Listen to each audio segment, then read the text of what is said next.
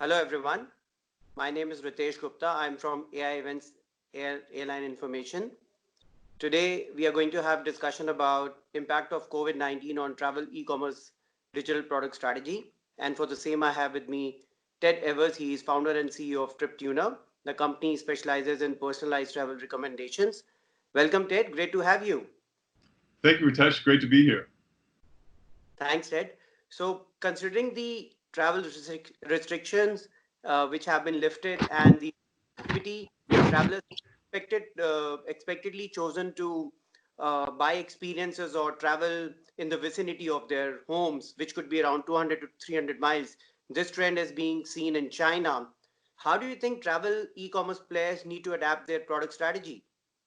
Sure. Actually, we've seen that trend here in the U.S. as well. I think it's playing out throughout the world where we're seeing more domestic travel.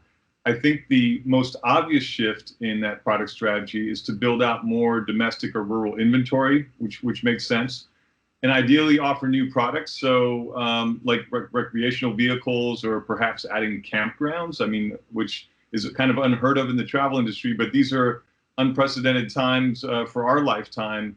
So we have to look at different things. I mean, in the U.S. alone, I think I've seen statistics where recreational vehicle purchases or rentals have increased 50 to 100% year over year, despite COVID-19. So we can definitely see that trend. And then I think for e-commerce players, particularly speaking on the OTA side for right now, there are some kind of legacy impacts and inertia at play as well. So some of your more traditional larger companies might have take a little bit more time, or may not be as adapted or suited to making those kind of shifts.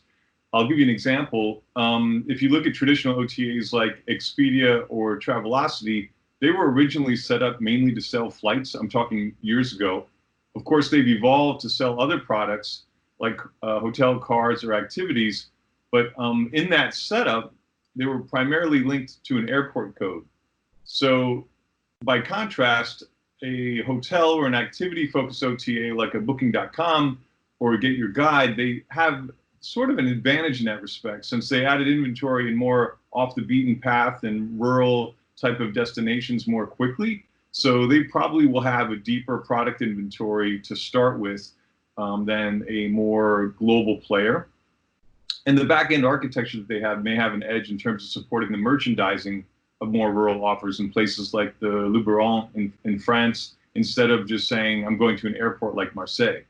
So to maintain the interest in those longer haul destinations, though, beyond the domestic, we still want to at least keep that product on the shelf, because people, as we've seen in our own data with TripTuner, people are actually looking at these more aspirational destinations that they're dreaming about going to, even though they may not be able to go there right now. So I think it's important also for brands to include that and make sure that that product is on the shelf. And in terms of a product strategy, it could and should include more kind of virtual travel type experiences.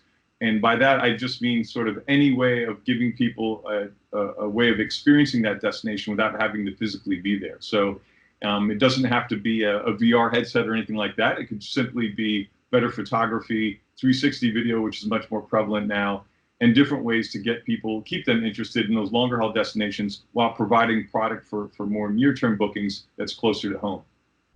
And then, of course, for those, in all of this, the ability to capture sort of that preference data will enable more kind of real-time personalization that will drive future bookings and loyalty over the longer term. Ed, realistically speaking, there are two aspects to what you have just mentioned. One is inspiring people for travel at later stages, the destinations which they can't go to. And the second is the domestic travel or domestic tourism, things like tours and activities or local experiences which they can buy.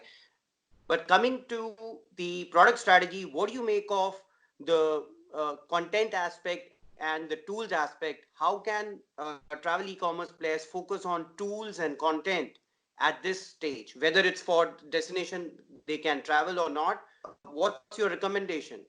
Sure. Well, I think content obviously is important because people aren't traveling. So that's really the only product that you have that you can sell in particular in certain instances.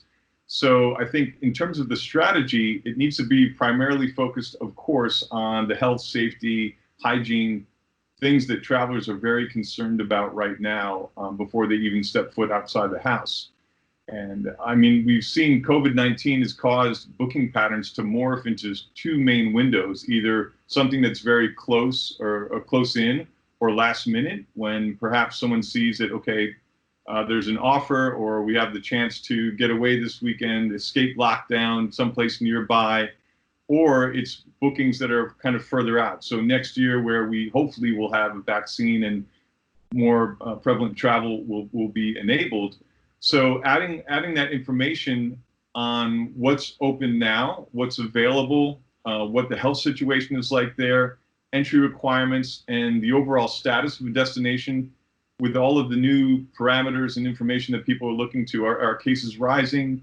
Are they prohibited? You know, are people kind of wearing masks there? Some of those different things are going to be important in terms of building out your content strategy and things to focus on. In addition, of course, to the very minimum absolute requirement, which is health, safety, and hygiene. Ted, my next question is related to intent. The word vaccine brought a smile on my face. And also I see a slider in the background, which is one of my favorite tools. So the next question, which is related to intent, whether it's understanding concerns related to confidence or health, or it's about inspiring someone. How do you, what do you suggest to travel e-commerce players when it comes to understanding the intent through digital tools or improvising the user experience and UI, which is user interface? Sure. Well, it's an excellent question, Ritesh. Thank you. I think that a lot of the listening tools or the data or the intent information that we've received in the past has come from all of the booking activity that's gone on.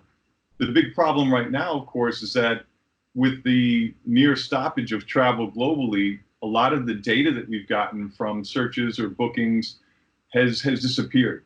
So all of those third-party data sources that give us all the information on what a user is looking for have largely disappeared or have been diminished significantly. So I think it would behoove a lot of e-commerce and travel companies to develop ways of listening to customers. It could be something as simple as an email asking how you're doing, and I've actually written on that. A hotel actually sent me an email asking that, which is great. Or you can develop systems that where you are listening to what they want.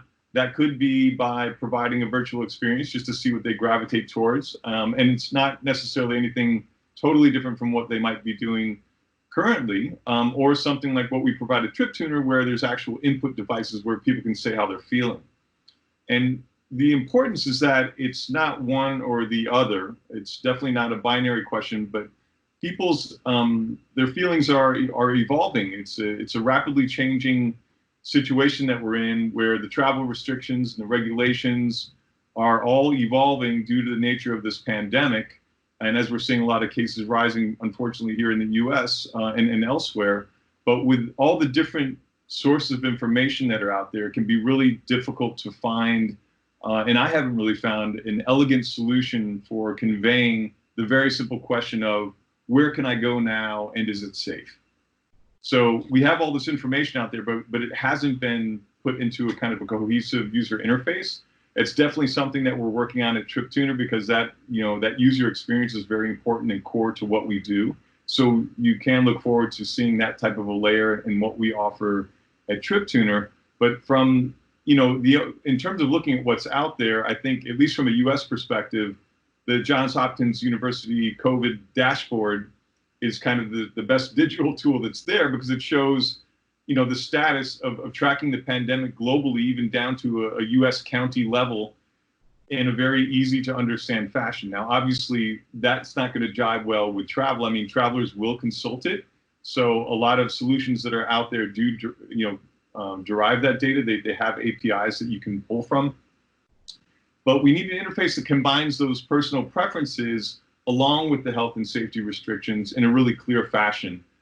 So something that the company Route Happy made with travel attributes for planes, for example, on how good the Wi-Fi is, legroom, etc.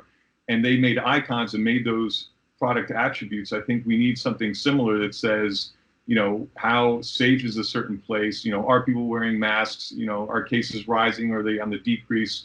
All of that sort of thing. And like I said, I think it will be exciting to see what comes out of that, and it's something that we're looking very closely at in developing at TripTune. Probably a slider for when you choose a location and the certain variables, and then probably information about that destination can come up.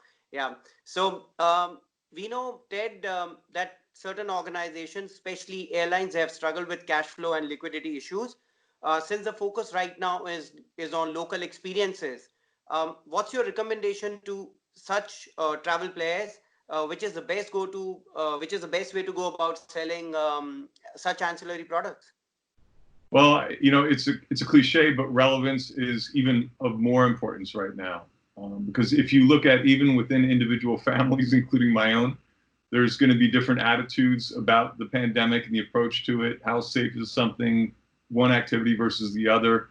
So even within those individual families, you have a variety or varying degrees of personal risk tolerance. So, we're trying to develop something to detect that is unprecedented in of itself. Travel marketers haven't had to think of that necessarily. Travelers have sort of self-selected for it. But the key is really meeting each individual where they are emotionally. That's part of building what I like to talk about, which is customer empathy. But it's simply getting to know your customers better. And it is listening. It's creating those tools for listening, which has always been the hallmark of a good salesperson. But online, it's not any different. I mean, we need to build ways for customers to share how they're feeling and then tailor the offers to that sentiment. And we need to be prepared to do things that may seem counterintuitive in terms of selling ancillaries, for example. So whereas many airlines and hotels are offering bonus points for ancillary products like a hotel or car rental, one kind of bold example that stood out I've seen so far was an email from JetBlue where the actual subject line was, "Get in, we're going road tripping." So this was an email from an airline that specifically talked about taking a road trip in a car. So that to me was impressive, but in another respect, it's also a very sobering sign of the times. But it's an example of how we have to adapt to where customers are and what they're thinking and what they're comfortable with. And the real key and the challenge is determining where they fall on that spectrum. Are they more cautious, or are they a little bit more adventurous or risk takers? And like I said, I mean, even within my own family, there's varying degrees to that, and people are having these discussions, and brands need to engage in those discussions to maintain relevance and to ultimately hope to sell anything, including an ancillary or hopefully a plane ticket. Thanks, Ted. It's been great interacting with you. Absolutely. Thank you, Ritesh.